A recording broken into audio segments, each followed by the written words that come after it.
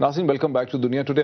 नाज़रीन वक्फे से पहले हमारी डिस्कशन जो थी विकी लीक्स के हवाले से शुरू हुई थी और बहुत गहरी चली गई पाकिस्तानी सियासत में, नवाज शरीफ साहब की तरफ, नवाज शरीफ साहब की सियासत में उनका क्या रोल रहा पाकिस्तान आर्मी के साथ। मकसद ये नहीं था, मैं इस डिस्कशन को वापस लाना चाहता हूँ विकी लीक्स के साथ और बुनियादी सवाल ये रेज करना चाहता हूँ कि जिस तरह से विकी लीक्स आए हैं इससे पाकिस्तान की आर्मी, पाकिस्तान की सियासतदानों के दरमियान, खास करके प्रेसिडेंट आसिफ अली जरदारी, नवाज शरीफ साहब के दरमियान किस किस्म के पावर डायनामिक्स रहे हैं, उससे हमें क्या पता चलता है। मैं फातिमा से अगर आपकी तरफ भी आ सकूं, इजाज हैदर भी सुन रहे हैं वहां से, कि नवाज शरीफ साहब पे एक इल्जाम तो भरल ये है कि नवाज शरीफ साहब जनरल मुशर्रफ के हाथों जो जिस तरह से डसे गए हैं उसके बाद से वो पूरी पाकिस्तान आर्मी को जनरल मुशर्रफ ही के रूप में देखते हैं। उनके जो जाती इमोशंस हैं उसको वो लार्जर पॉलिटिक्स के साथ कंफ्यूज कर रहे हैं और जो पाकिस्तानी पॉलिटिक्स का आज एक बहुत बड़ा स्टम्बलिंग ब्लॉक है।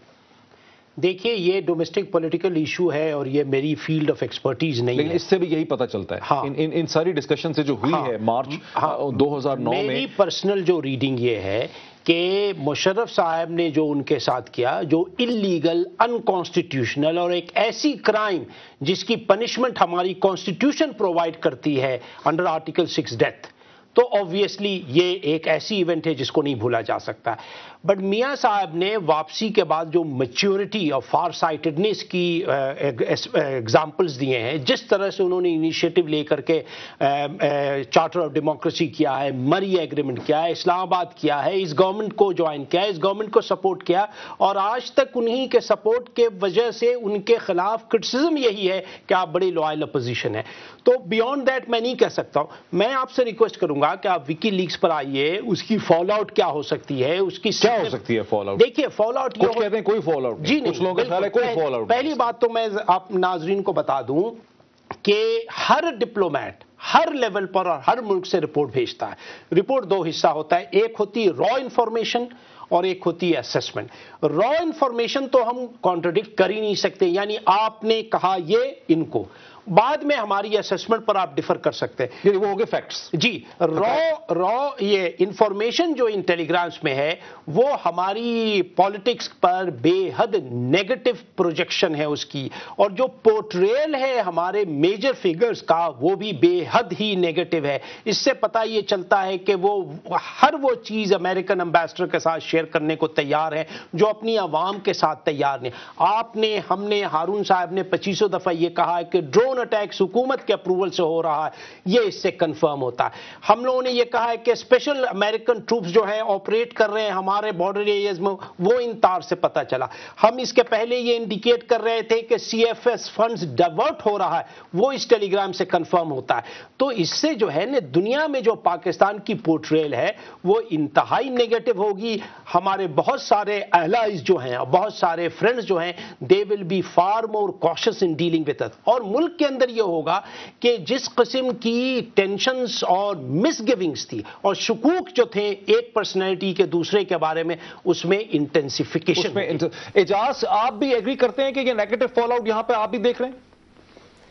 देखिए, दो चीजें इस वक्त तक जो बहस हुई है, एक तो बात यह है कि जहां तक ताल्लुक है कि अमरीकियों के राब्ते किसके साथ रहे हैं, तो वो तो सभी के साथ रहे हैं, इसमें तमाम सियासतदान शामिल हैं। इस वक्त एक हुकूमत है, हुकूमत का काम है मुल्क को चलाना, तो वो वहाँ पे भी राब्ते हैं, लेकिन उसके अलावा अपोजिशन लीडर्स के साथ भी हैं।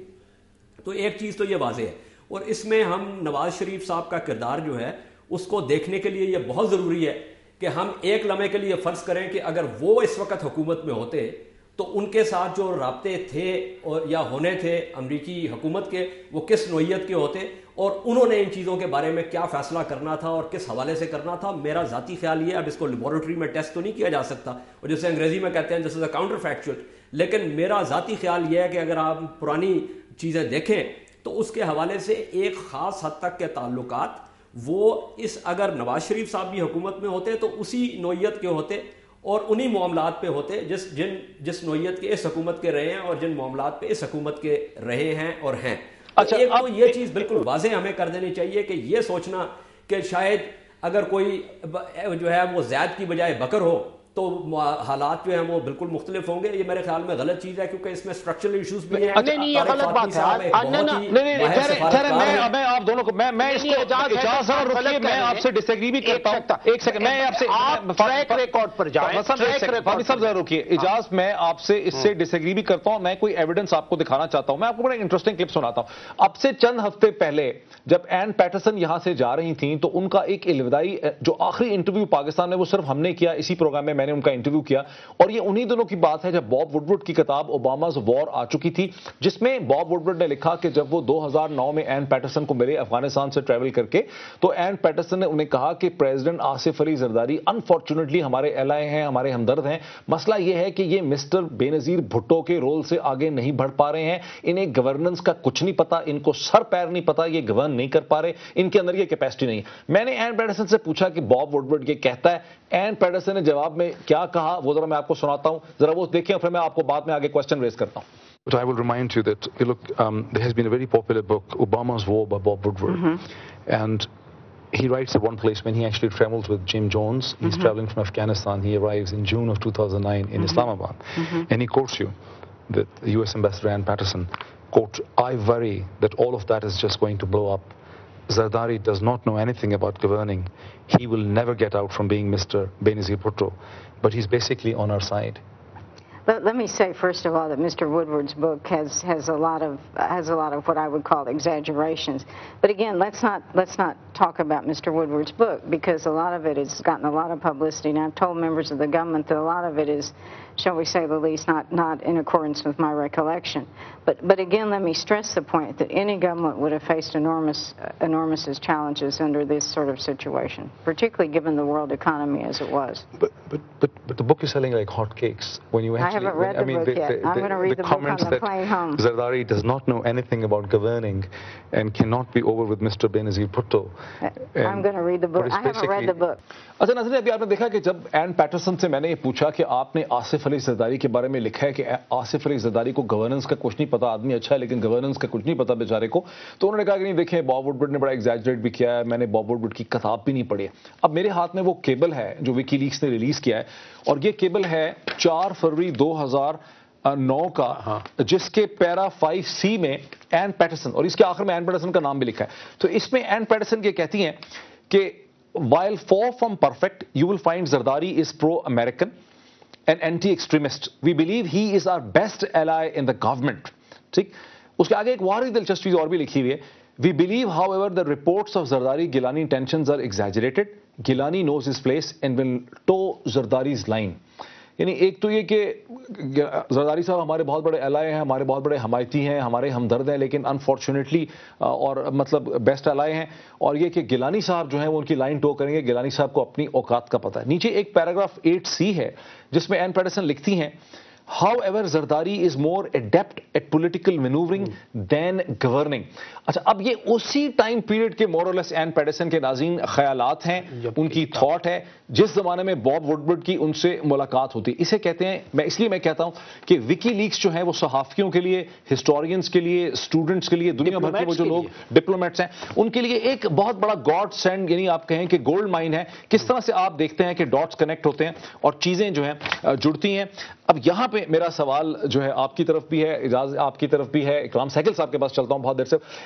زرداری صاحب کے کیریکٹر کو ہم کیسے دیکھتے ہیں وکی لیکس کے بعد؟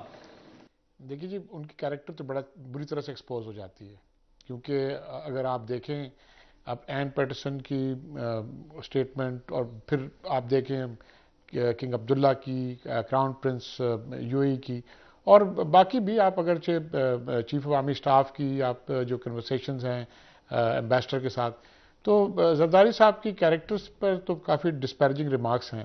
ان کی دوسری جو ان کی پولیٹیکل ایبلٹیز ہیں اس پر تو خیر ہم سب داد کرتے ہیں, بیکاز جتنی کاؤنٹس ان کے خلاف تھیں اور وہ سروائیو کر گئے ان سب کاؤنٹس کے علاوہ, اور ایٹ دا سیم ٹائم انہیں پولیٹیکل فورسز جو ہیں انہیں الائی رکھا ہے, اس کی تو کوئی شک کی بات نہیں ہے. تو جہاں ان کی پولیٹیکل کرافٹمینشپ ہے وہاں پر ان کی character per coffee I would say کہ کافی کاؤنٹس ہیں, اور اس پر پرٹیکولرلی وکی لیکس کے بعد تو آئی تھنک بولتے ہیں نا کہ جو چیز آپ نے پہلے کہا جو ہم پرسیپشن سمجھتے تھے وہ فیکٹ نظر آ رہی ہے because it's in black and white. دوسری بات یہ بڑے لوگ اب اس پر آپ نے بھی اس پر ذکر کیا ہے یعنی آدمی وہ کہتے ہیں امریکنز کہتے ہیں کہ بڑے اچھے ہیں, ہمارے حلیف ہیں, ہمارے اتحادی ہیں, پرو امریکن ہیں, لیکن مسئلہ یہ ہے کہ ان کو گورن کرنا نہیں آ رہا, گورن کرنے میں وہ بہت زیادہ کمزور ہیں. بات یہ ہے کہ کنسپریسی تھیوریز تو بڑے باؤنڈ ہوتے ہیں.